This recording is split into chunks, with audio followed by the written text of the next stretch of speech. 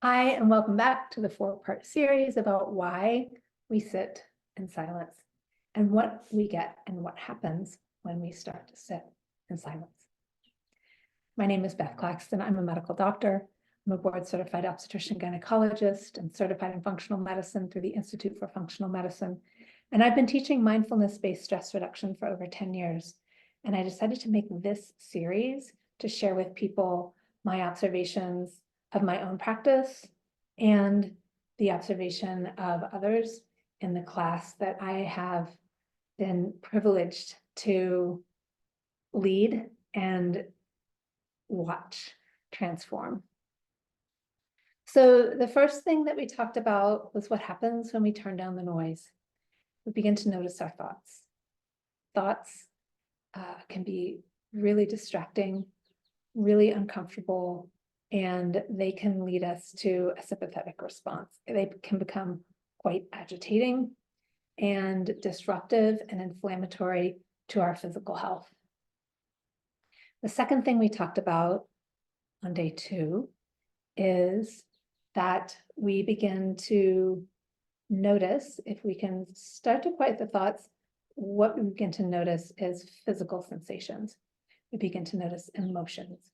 We begin to notice our attitude about what's going on. And that may be emotions, but it's kind of like, I have no interest in doing this anymore. And it takes discipline.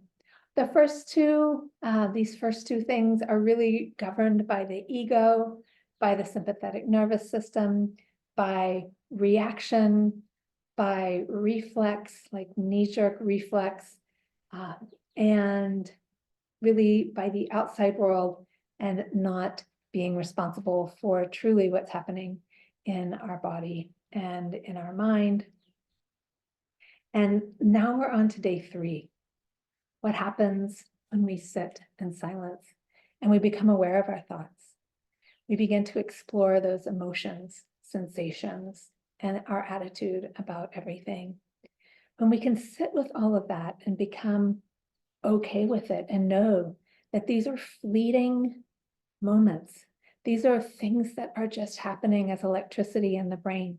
This is just our ego manifesting as thoughts, as judgments, as stories, as past things that have happened to us and limiting beliefs. What happens next is we begin to develop a mindful awareness. We can step back and become an observer in our life. We can detach from these thoughts. We can detach from our emotions and sensations, and we begin to take responsibility. We begin to choose what we would like our response to be in this moment. We begin to even stretch time. When we think about how a reflex happens when we get our knee hit, or any tendon that goes to the spinal cord, and there's a direct response, a direct actually reaction that happens. It doesn't even go up to the brain. When we start to realize that that's what's happening in our body and in our mind, we can stop that reflex. We can say, wow, I'm observing that this is what's happening. And maybe I can slow it down. Maybe I can stretch that reaction time, take a deep breath, and respond differently. I, in that moment, begin to be responsible for everything that I do. This is absolute healing. This is a gift to the body, to the mind, to the nervous system, to our inflammation levels. This is beautiful for our health.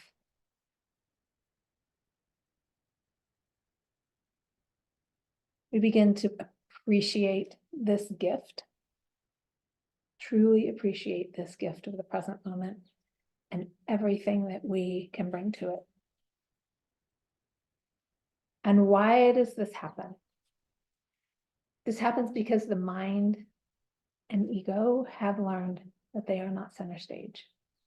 It's like training a puppy. It's like raising a child. It's like becoming an adult. It's adulting for adults. We be responsible. We begin to develop a discipline. And what does this result in? This results in a unique orientation to our pain. So the pains that we have, we begin to step away from them. We realize they are merely sensations, and they are choices that we have. We have a choice to respond, react, observe. There's so many things we can do with these sensations in our body. Our vagus nerve tone begins to increase. And the vagus nerve, when I was in medical school, and that was a very long time ago, 30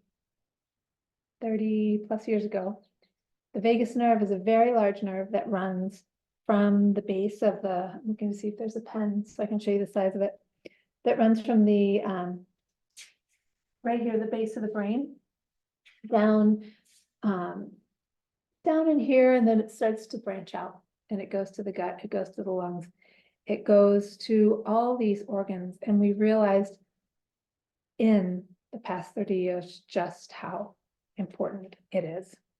And having that vagus nerve firing helps our digestion. It helps our liver. It helps our detoxification. It helps our respirations. It helps our inflammation. It helps our sleep. It helps our neurotransmitters. It helps our hormonal conversion. It helps so much. So the vagus nerve is really one of the keys of healing. And when we can increase that vagal nerve tone by sitting in silence, this is absolute healing. The other thing that happens with increasing the vagus nerve tone is improved heart rate variability. Heart rate variability is an amazing topic. Heart rate variability improves our resilience. It improves our immune system, our susceptibility to infection. The other thing that improving our heart rate variability does is it impacts those around us. When we are in cardiac coherence and we have a high heart rate variability, we begin to entrain or pull others into cardiac coherence. So just by being in ourselves, being mindful, being responsible for our thoughts, our emotions, our sensations, our pain, by being that, there's a ripple effect out to others around us. So we start to develop a parasympathetic response. This is anti-inflammatory. This helps heal the leaky gut. It lowers blood pressure. It helps us get better sleep. It helps lower our blood sugar. It helps lower our blood pressure. So many things. It's such a ripple effect for us physiologically and for everyone around us. So that's day number 3. And this is what happens when we sit in silence and become aware of what's happening.